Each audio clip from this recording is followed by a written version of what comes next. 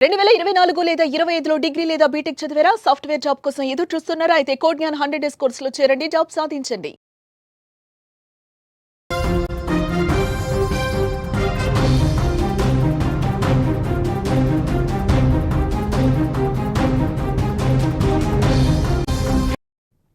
రష్యాలో సునామీ బీభత్సం సృష్టిస్తోంది. కామ్చాట్కా ద్వీపకల్పంలో వచ్చిన భారీ సునామీతో సముద్రం అల్లకల్లోలంగా కనిపిస్తుంది. ఒక్కసారి మీరు విజువల్స్ చూడొచ్చు. రష్యాలో సునామీ బీభత్సానికి సంబంధించిన విజువల్స్. ఇది కామ్చాట్కా ద్వీపకల్పంలో వచ్చిన సునామీ విజువల్స్. హెలికాప్టర్ ద్వారా రికార్డు చేసిన ఈ విజువల్స్ని మీరు చాలా స్పష్టంగా స్క్రీన్ పైన చూడొచ్చు. దాదాపు సముద్ర భూగర్భంలో 8.8గా వచ్చిన మ్యాగ్నిట్యూడ్స్గా వచ్చిన భూకంపంతో ఒక్కసారిగా సముద్రం కల్లోలంగా మారింది. సముద్రంలో కల్లోలం పరిస్థితి కనిపిస్తుంది. ఇప్పటికే చాలా చోట్ల కామ్చాట్కా ద్వీపకల్పంలోని చాలా చోట్ల సముద్ర తీరంలో అలలు దాదాపు 3 నుంచి 4 మీటర్ల ఎత్తుకు ఎగిసిపడుతున్నాయి. ఈ విజువల్లో చూడొచ్చు. అలల దాటికి కొట్టుకుపోతున్న పడవలు, సముద్ర తీరంలో ఉన్న ఆ పడవలు, బోట్స్ ఎలా కొట్టుకుపోతున్నాయో మీరు ఈ దృశ్యాల్లో చాలా స్పష్టంగా చూడొచ్చు. రష్యాతో పాటు జపాన్లో కూడా సునామీకి అవకాశాలు చాలా వేగంగా ఉన్నాయి. ఏ క్షణమైన సముద్రం ఉప్పొంగి పొర్లి భూమి మీదకి రావచ్చే అవకాశం ఉందని అమెరికా వాతావరణ శాఖ హెచ్చరికలు జారీ చేసింది. ఇప్పటికే దీని సముద్రంలో దాదాపు 19.7 కిలోమీటర్ల లోతులో భూ ప్రకంపనలు వచ్చినట్టుగా వాతావరణ శాఖ గుర్తించింది. ఈ ప్రకంపనల ప్రభావం మరి కాసేపట్లో సముద్రం ద్వారా తీరాన్ని తాకే అవకాశం ఉన్నట్టుగా తెలుస్తుంది. జపాన్ వాతావరణ శాఖ ఈ విషయంపైన పరిశోధన చేస్తుంది. ఈ క్రమంలో రష్యాలోని కామ్చాట్కా ద్వీపకల్పంతో పాటు జపాన్కి కూడా సునామీ హెచ్చరికలు జారీ చేశారు. హెచ్చరికల అనంతరం ఒక్కసారిగా భవనాలు కంపించిపోయాయి. మీరు విజువల్స్ చూడొచ్చు. ఒకసారి భవనాలు ఎలా అంటే భూ ప్రకంపనల ఫలితంగా అక్కడ భవనాలు ఏ విధంగా కుప్పకూలిపోతున్నాయో ఒక్కసారిగా మనం అక్కడ చూడొచ్చు. ఒకసారి అక్కడ బిల్డింగ్ల పైన ఉన్న పెంకులు కావచ్చు, లేకపోతే పైన స్లాబ్ అంతా కూలి నేల మీద పడిపోతుంది. ఒక్కసారిగా భూమి కంపించడం, భవనాలు, ఇళ్లలో ఉన్న వాళ్ళంతా పరిగెత్తుతున్న సిచ్యువేషన్స్ మనం సుమన్ టీవీ స్క్రీన్ పైన చూస్తున్నాం.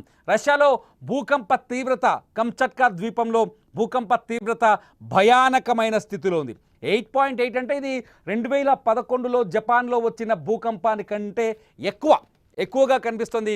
అంటే ఖచ్చితంగా అలల తాకిడితో కాసేపట్లో సునామీ అలల తాకిడితో సముద్రం ఉప్పొంగే ప్రమాదం స్పష్టంగా ఉన్నట్టు తెలుస్తుంది. భూకంపం ఫలితంగా 3 నుంచి 4 మీటర్ల ఎత్తుకు అలలు ఎగిసిపడుతున్నాయి. జపాన్లోని 4 పెద్ద దీవులకు ఉత్తరాన ఉన్న హైక్వాడో నుంచి దాదాపు 250 కిలోమీటర్ల దూరంలో భూకంప కేంద్రం ఉన్నట్లు అధికారులు గుర్తించారు. ప్రపంచంలోనే ఈ స్థాయిలో భూకంపం రావడం 2011 తర్వాత మళ్ళీ ఇప్పుడే అంటున్నారు అధికారులు. ఇందుకు సంబంధించిన షాకింగ్ వీడియోలు సోషల్ మీడియాలో వైరల్ అవుతున్నాయి. ఒకసారి ఆ విజువల్స్ని మనం చూడొచ్చు.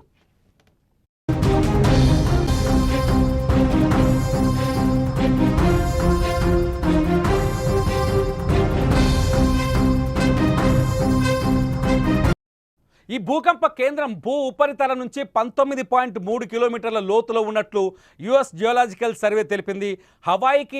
హవాయికి ద్వీపంపై భూకంప ప్రభావం ఎక్కువగా ఉండే అవకాశం ఉందని హెచ్చరికలు జారీ చేసింది. స్థానిక గవర్నర్ వాలరీ లిమరెంకో తెలిపిన వివరాల ప్రకారం సునామీ మొదట రష్యాలోని కురిల్ దీవులలోని ప్రధాన స్థావరమైన సెవరో కురిస్క్ తీర ప్రాంతాన్ని తాకింది.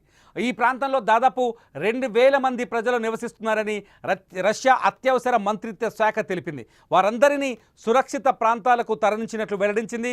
సకాలిన్ ద్వీపంలోని నివాసితులను ఖాళీ చేస్తున్నామని, అత్యవసర సేవలు పూర్తి సామర్థ్యంతో పనిచేస్తున్నాయని తెలిపారు. సునామీ హెచ్చరికల సైరన్లు మోగడంతో భయభ్రాంతలకు గురైన ప్రజలు ఇళ్ల నుంచి పరుగులు తీశారని పేర్కొంది.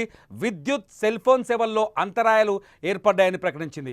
ఇప్పటివరకు ప్రాణ ఆస్తి నష్టానికి సంబంధించిన సమాచారం తెలియరాలేదు అని అధికారులు తెలిపారు. రష్యాలోని కురిల్ దీవులు, జపాన్లోని ఉత్తర ద్వీపమైన హైక్వాడో తీర ప్రాంతాలను సునామీ తాకింది.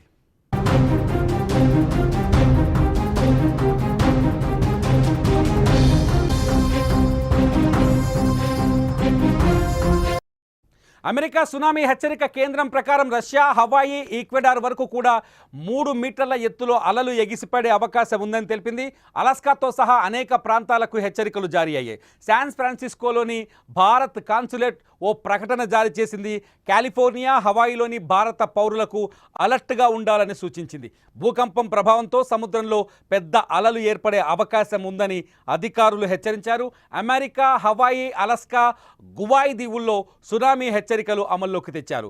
సైఫాన్, రొటా, టినియన్ వంటి సమీప దీవులకు కూడా ముందస్తు అప్రమత్తం జారీ చేశారు.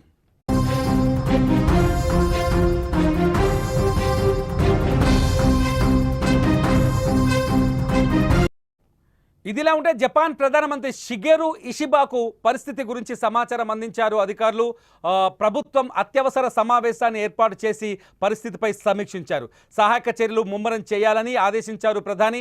ఈ నెలలో జపాన్లో 5 సార్లు భారీ స్థాయిలో భూకంపాలు సంభవించాయి. వాటిలో ఒకటి 7.4 తీవ్రతతో నమోదైంది.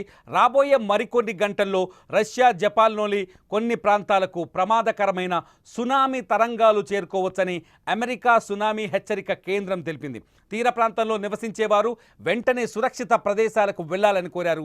ప్రజలు అప్రమత్తంగా ఉండాలని, అత్యవసర సూచనలు పాటించాలని, పుకార్లకు దూరంగా ఉండాలని స్థానిక అధికారులకు విజ్ఞప్తి చేశారు.